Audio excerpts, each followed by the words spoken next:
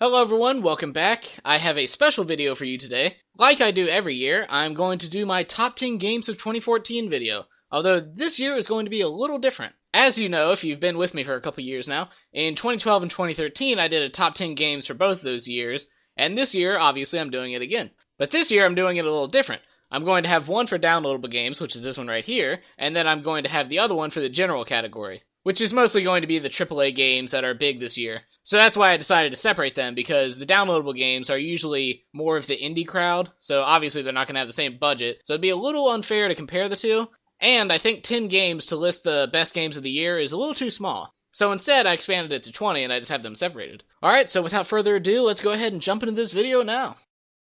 Number 10. Slender The Arrival.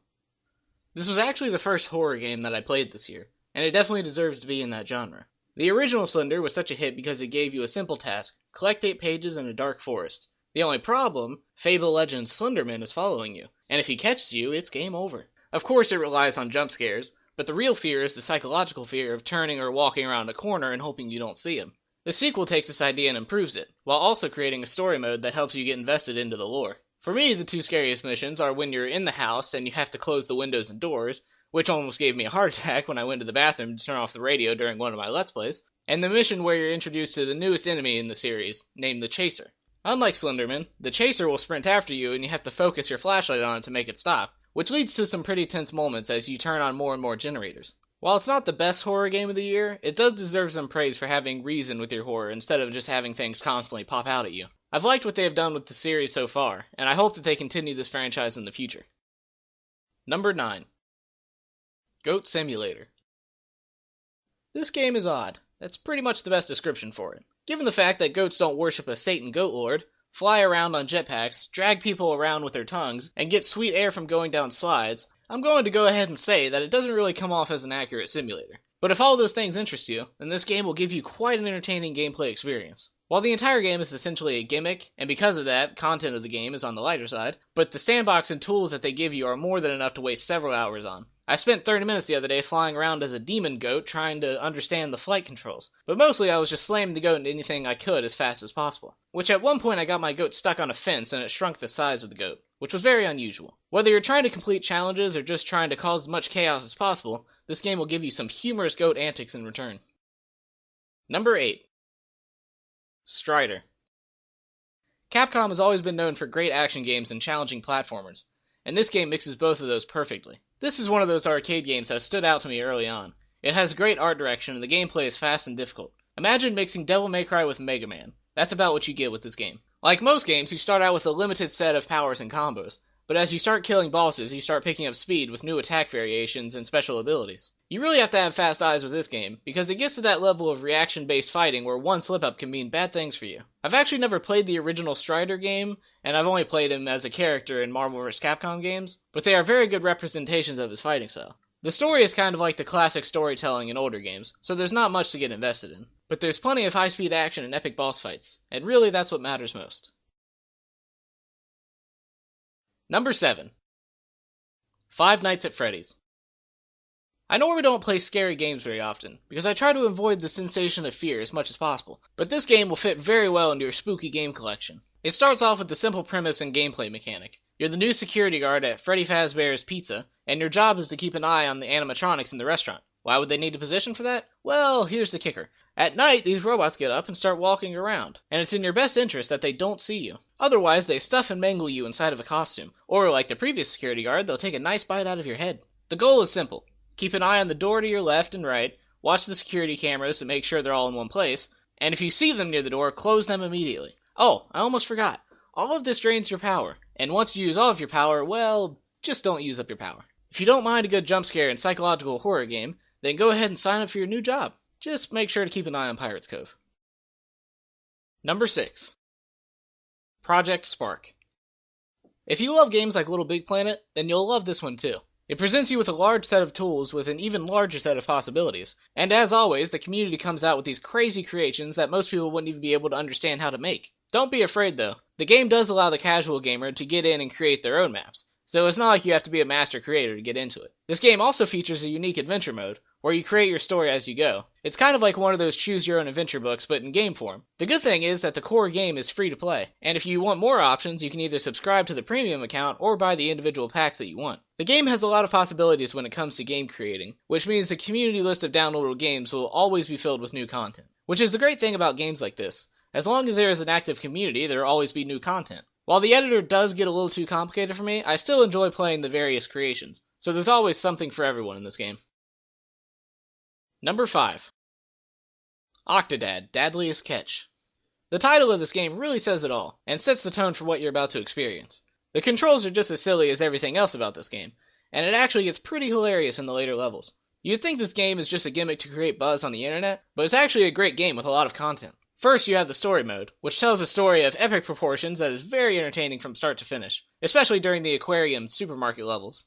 The controls are a little bit confusing at first, but you learn them pretty quickly. Soon enough, you'll be slapping your suckers all over the place like some kind of parkouring octopus. If the story wasn't enough for you, this game also includes custom user-made maps that you can download, which is a feature I was surprised to find when I bought the game. There are a lot of great maps to choose from. My personal favorite is the parody music video for Miley Cyrus's song Wrecking Ball. Whoever created that level is a genius. I never thought I would laugh that hard at an octopus with a sledgehammer and swinging around on a wrecking ball. There are more choices to choose from, like an anti-gravity room, a bowling alley, and a lot more, so there's a lot of creative and great content to choose from. This is one of the first indie games this year that I was hyped for, and it still is one of my favorites. Whether you're looking to pretend to be a human or just want to slink around like an octopus, this game is for you. Number 4. The Walking Dead Season 2. While I still think the first season is better, Season 2 brings just as many choices and emotional scenes, maybe even more.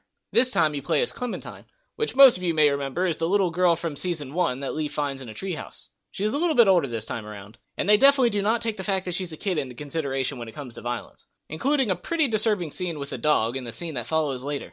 But I'm okay with that, because that's what would happen in this world. A lot of games try to make kids invincible because it's some form of taboo apparently for them to be in danger, but just like Game of Thrones, this game throws that right out the window, and it makes the experience more realistic as a result. Choices return in full force, and the system they set up seems to be even further refined this time around. Choices have more of an effect, and some choices can really change how the game plays out. The climactic final choice in this game was one of the hardest I've had to make in the entire series, and that's saying a lot considering the choices from the last season. I really want to see where the game goes from here, because it has so many endings that Season 3 could be vastly different depending on what path you chose.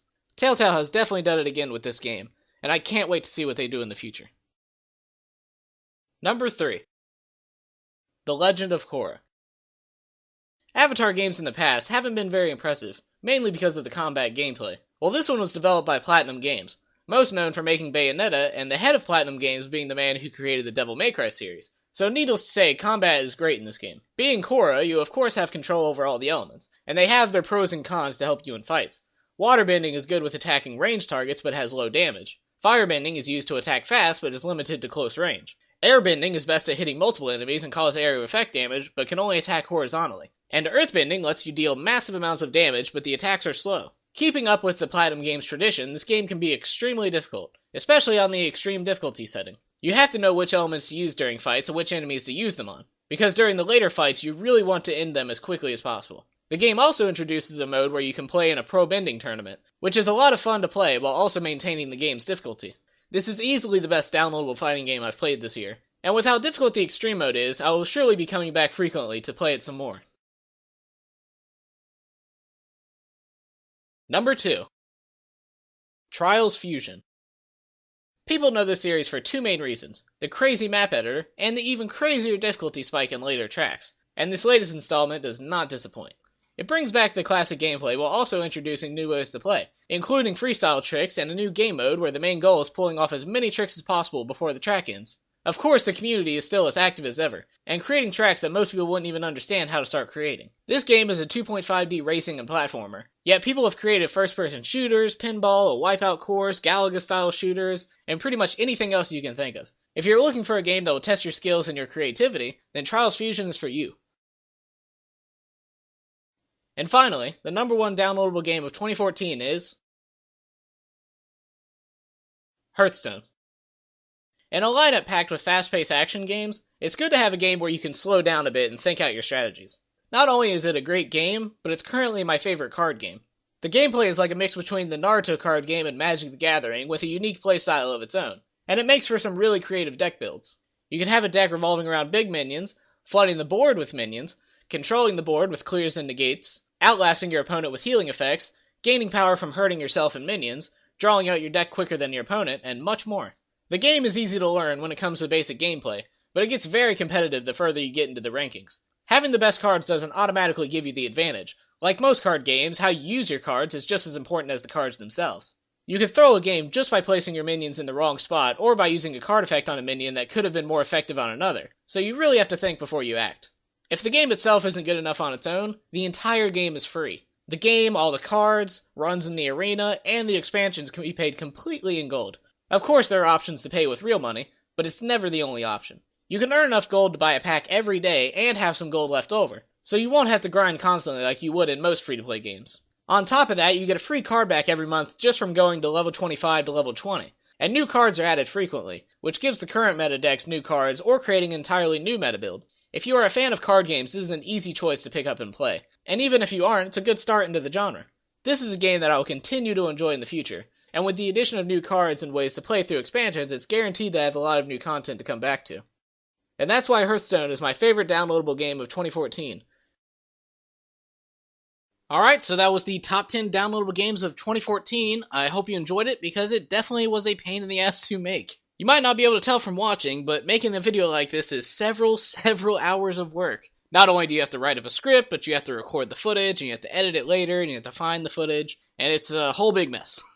It's basically a lot of busy work. It's not like it's really that hard to do, it just is very time consuming. The good thing though is this year I'm using Sony Vegas Pro, whereas the 2 previous years I was using Windows Movie Maker. So you can tell there has been quite a big upgrade, and I plan to upgrade it even further in the future.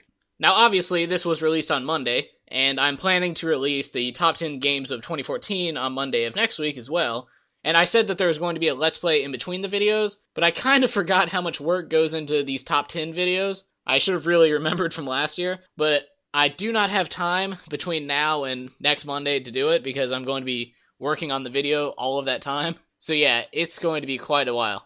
And then after the top 10 games, the only video I can think of is when the Halo 5 beta comes out, Guardians. I think it comes out on the 26th or the 25th, something like that. So after the top 10 games of 2014, there's only going to be 2 more videos left in the year, because there's going to be the Halo 5 Guardians, and then there's going to be an end-of-the-year wrap-up kind of thing. And then in July 1st or 2nd, there's going to be another video. And then I'm taking a break, which I do at the end of every year. Because it's quite an ordeal working on these videos, and I added 2 of them this year. So it's going to take a lot longer than usual, and it's going to burn me out pretty quickly. So instead of getting burned out, I'm just going to take a break and then come back mid-January, or I don't think February. I think January is just going to be the date. Probably 15th or 20th. Alright, anyway, hope you enjoyed it, and I will see you next time.